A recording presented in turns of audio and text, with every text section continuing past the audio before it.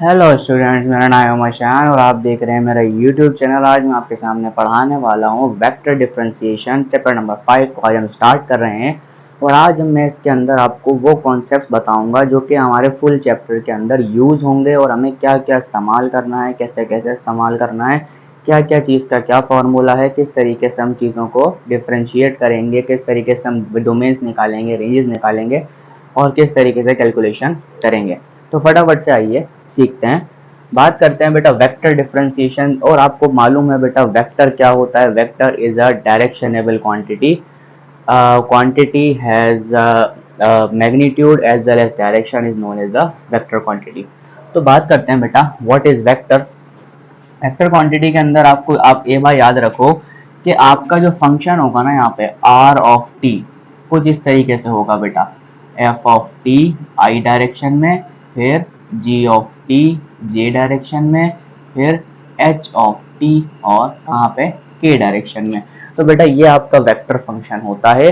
और हमेशा याद रखने वाली बात है कि वेक्टर फंक्शन की जो डोमेन होती है वो रियल नंबर्स होती है और रेंज जो होती है वो एक इटसेल्फ अ वेक्टर फंक्शन होता है। तो आपको ये बात यहाँ पर याद रखनी है कि बेटा डोमेन जो होती है वो क्या होती है। मतलब अगर मैं मान लूँ कि भाई डोमेन कि मैंने बोला डोमेन किसकी, मैंने कहा vector function R of T की, बेटा क्या होती है ऑल पॉजिटिव रियल नंबर्स।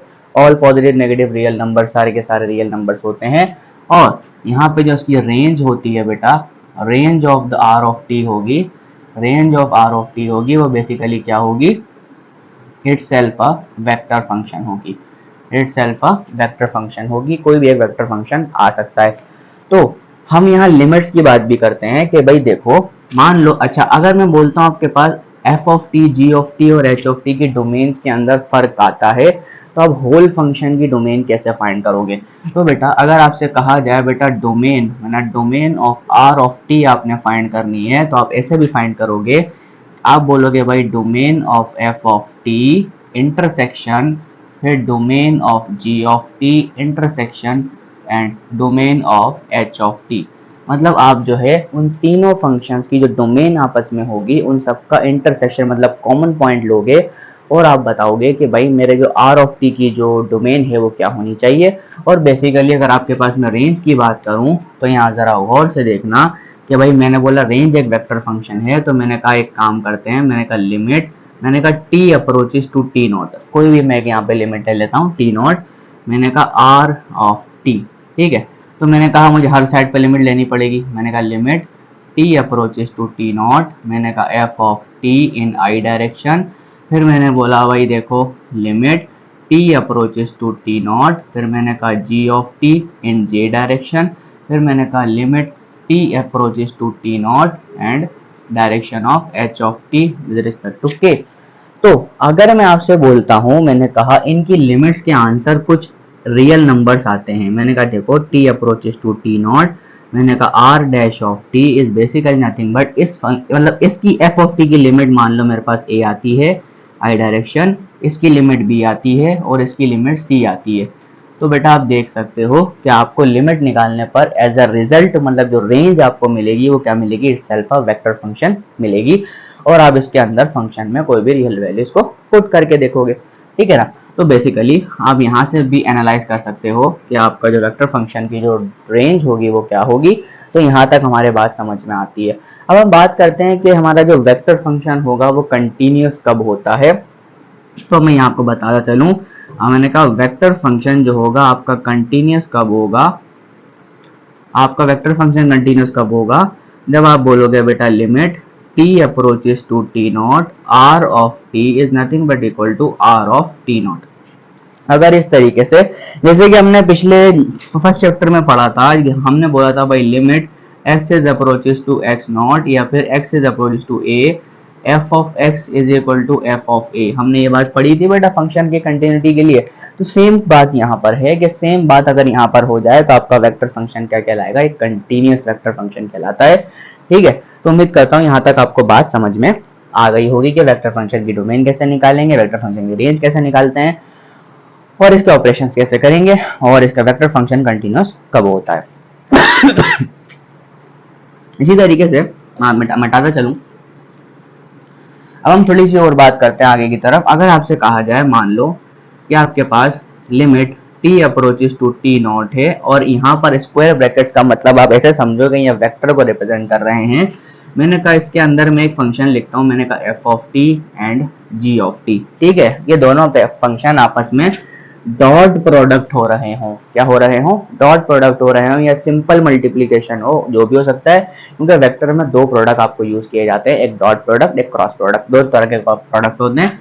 तो बेटा मैं इसको ऐसे लिख सकता हूँ, मैंने कहा limit t approaches to t nought, मैंने कहा f ऑफ t और इस पे ब्रैकेट लगाऊंगा, फिर dot product of limit t approaches to t nought, फिर मैं क्या बोलूंगा बेटा g ऑफ t।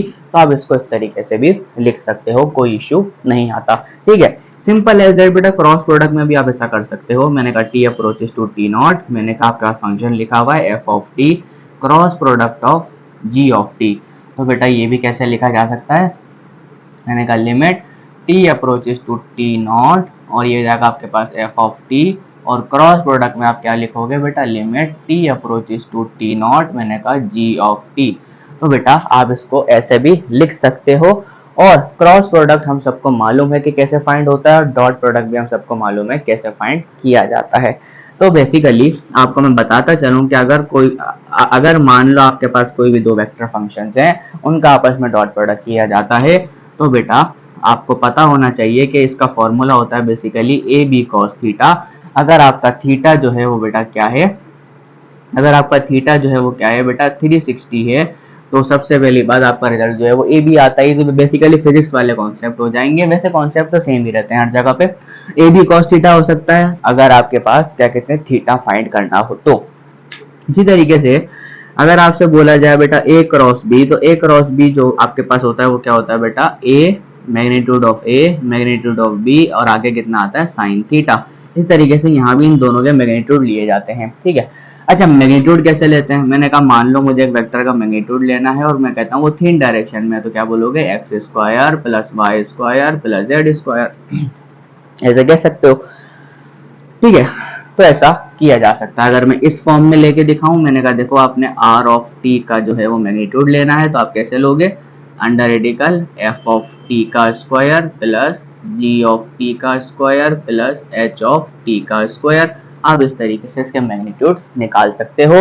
तो ये बेटा ये क्या हो गया, dot product and cross product of the vector function इस तरीके से फाइंड किया जाता है, ठीक है।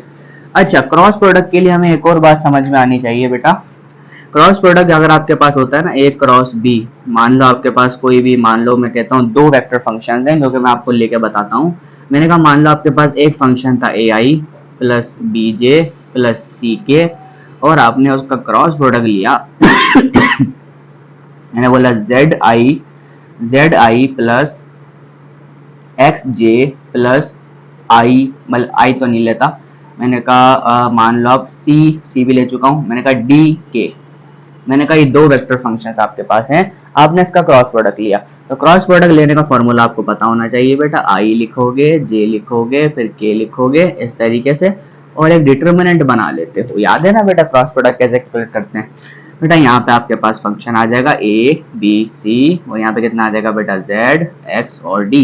तो आप इस तरीके से अपना क्रॉस प्रोडक्ट आराम से कैलकुलेट कर सकते हो। तो ये बेसिकली बहुत बहुत ज्यादा क्या कहते हैं ऐसा इजीएस्ट फॉर्मूलाज हैं जो कि आप बचपन से पढ़ते हुए आ रहे हो कि किस तरीके से आपने वेक्टर फंक्शन को कैलकुलेट करना है। अब बात करते हैं जो चैप्टर का नाम है बेटा differentiation of a vector function. तो वेक्टर फंक्शन की डिफरेंशिएशन के ऊपर बात करते हैं, इसका डेरिवेटिव कैसे लिया जाता है, तो यहाँ बात करेंगे। अगर आपके पास देखो लिखा हुआ है R of T F T G T S T, आपके पास एक फंक्शन है, तो मैं बोल रहा हूँ अगर मैं इसका डेरिवेटिव लेता हूँ with respect to T, R dash of T is nothing but equal to, बेटा आप हर साइड पर डेरिवेटिव लोगे, मैंने कहा derivative of F of T with respect to I और I direction with respect to T और G of T in J direction, फिर आप डेरिवेटिव अगेन लोगे बेटा किसका एच ऑफ टी इन के डायरेक्शन। तो इस तरीके से आप इसका डेरिवेटिव फाइंड कर सकते हो, कोई बड़ी मसले वाली बात नहीं होगी। अच्छा, सारे के सारे डेरिवेटिव जो है बेटा वैसे ही फाइंड होंगे जैसे कि हम पिछले 2 चैप्टर्स के अंदर पढ़कर आए, chapter number 3 differentiation and chapter number 4 higher order differentiation. तो सारे के सारे वैसे ही फाइंड किए जाएंगे, ठीक है। अब इसके अलावा हम बात करते हैं कि हमने फॉर्मूला पढ़ा था, मैंने कहा dy by dx is nothing but equal to limit delta x is approaches to 0 f of x plus delta x and minus F X and divided by delta X. ये हमने फार्मूला पढ़ा था by incremental formula of the differentiation in the by first principle of differentiation, ये पढ़ा था हमने। तो यही कुछ इसमें भी इस्तेमाल किया जा सकता है, जो कि अगर मैं इसको इस फॉर्म में लिखूं तो कैसे लिखूंगा, मैंने कहा डी आर ऑफ टी को भले आर ऑफ टी लिखो कैसे भी लिखो, मैंने कहा इसमें लिख देता हूं मैं F of T divided by D T is nothing but equal to limit बेटा delta T is approaches to 0, क्या लिखूंगा बेटा F of T plus delta T minus F of T divided by delta T, और यहाँ पर बेटा क्या आ जाएंगी, डायरेक्शनेबल क्वांटिटीज आ जाएंगी। तो क्या आप इसका डेरिवेटिव भी इस तरीके से फाइंड आउट कर सकते हो, कोई मसले वाली बात आपके पास यहाँ पर नहीं आएगी। अब इसके कुछ फॉर्मूलाज हैं जो कि आपके चैप्टर के अंदर यूज होंगे, और इसके अलावा इसमें इस चैप्टर में इतना कुछ खास आपसे नहीं पूछा जाएगा, ठीक है। अब हम कुछ फॉर्मूलाज मैं आपके सामने लिखता हूँ, ये फॉर्मूलाज आपको इस तरीके से पता होने चाहिए, ठीक है। अगर आपसे कहा जाए कि मान लो कि आपके पास डेरिवेटिव आपको लेना है किसी भी एक कांस्टेंट वेक्टर का, तो आपके पास आंसर हमेशा क्या आएगा, 0 आएगा। जैसे कि कांस्टेंट का डेरिवेटिव ऑलमोस्ट 0 होता है, ठीक है।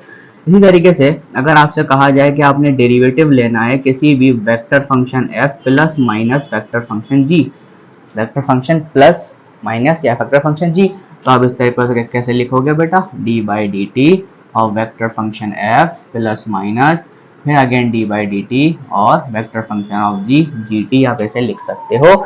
यह भी f of T g of T है, चाहो तो g ऑफ टी लिखो, चाहो तो f ऑफ टी कुछ भी लिख सकते हो या सिंपल लिख दो, आपको पता होना चाहिए that is to be called a vector function, ठीक है। इस तरीके से अगर आपसे बोलता हूँ, अगर आपके पास एक स्केलर मल्टीप्लिकेशन आ जाती है, मान लो एक फंक्शन फाई है आपके पास और एक फंक्शन आपके पास f है, ये दो फंक्शंस हैं आपके पास वेक्टर फंक्शंस, तो इनके अंदर भी प्रोडक्ट रूल सेम तरीके से लगेगा बेटा, फाई फिर क्या लोगे बेटा f का derivative with respect to t, फिर पॉजिटिव, फिर f को छोड़ दोगे, फिर फाई का derivative with respect to t निकालोगे। तो इस तरीके से इसका फॉर्मूला इजीली आप बना सकते हो, ठीक है। इस तरीके से आपके पास मान लो ये एक डॉट प्रोडक्ट था, अगर मैं आपसे बोलता हूँ कि क्रॉस प्रोडक्ट आपके पास आ जाए, मैंने कहा फाई के साथ क्रॉस प्रोडक्ट हो f का, तो आपने कैसे लिखना है बेटा, सबसे पहले आपने क्या करना है, होगा इसी फॉर्मूले से, कोई चेंजिंग नहीं आएगी, बस एक चेंजिंग इसमें जरूरी है, वो याद रखना कि बेटा सबसे पहले आपने फाई को छोड़ा,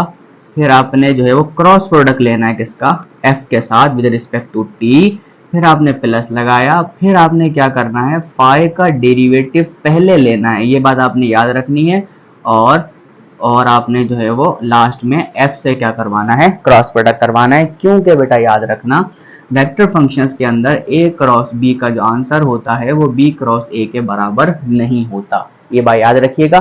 तो आप ये गलती ना कीजिएगा कि f को आपने पहले रखा और इसको बाद में रखा, तो आपका ऑर्डर चेंज हो जाएगा, ऑर्डर चेंज होने से आंसर में फर्क पड़ सकता है, ठीक है। तो ये फॉर्मूला भी आपको याद रखना है। अगर मान लो आपके पास कोई वेक्टर फंक्शन आता है डिवाइड के अंदर, मैंने कहा f और नीचे आ जाता है फाई, मैंने कहा ठीक है, दो वेक्टर फंक्शन आपके पास आ गए डिवाइड के अंदर, तो आपने क्या करना है, सबसे पहले 1/5 का स्क्वायर नीचे वाले का स्क्वायर दे देना है, जो फॉर्मूला हमने क्वोशिएंट रूल में पढ़ा था वैसी फॉर्मूला है। फिर इसके अलावा आपने क्या करना है बेटा, फाई को छोड़ देना है, फिर आपने f का डेरिवेटिव लेना है विद रिस्पेक्ट टू t, फिर माइनस लगा देना है, माइनस लगाने के बाद आपने क्या करना है, दोबारा से आपने जो है वो f को छोड़ देना है और फाई का डेरिवेटिव आपने दोबारा विद रिस्पेक्ट टू t ले लेना है। तो that is the main formulas to find the derivative of a vector function. बस आपने इस वाले फॉर्मूले को थोड़ा सा ध्यान से याद करना है, क्योंकि उसका ऑर्डर जो है वो अक्सर चेंज कर देते हो, तो चेंज करने से क्या होता है, आपका क्वेश्चन जो है वो सही सॉल्व नहीं हो पाता, तो इस वजह से आपको परेशानी हो सकती है।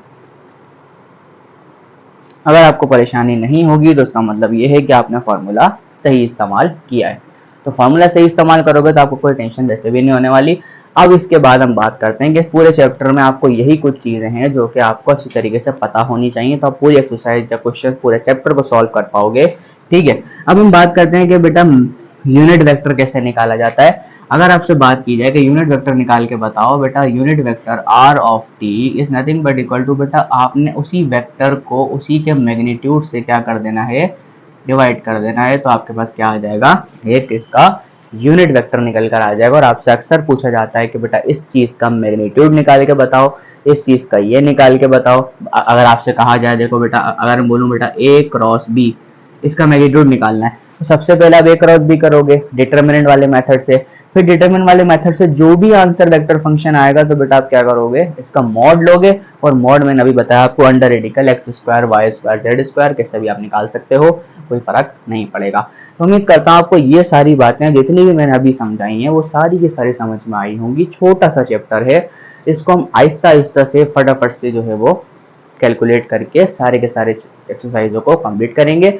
और यही कुछ कॉन्सेप्ट जो मैंने आपको यहाँ समझाए हैं वही कुछ कॉन्सेप्ट आपसे आगे सारे के सारे यूज होंगे। तो आपने क्या करना है, अच्छी तरीके से इस वीडियो को लिख लेना है कि भाई क्या क्या यूज होगा आगे चल के, किस तरीके से यूज होगा, सारी बातें बता दी है मैंने। अब हमने इम्प्लीमेंटेशन करनी है एक्सरसाइज की तरफ। तब तक के लिए हम इसको लेक्चर को क्लोज करते हैं, फिर इंशाल्लाह नेक्स्ट लेक्चर में आपके सामने मिलेंगे। तब तक के लिए अल्लाह हाफिज़, बाय बाय।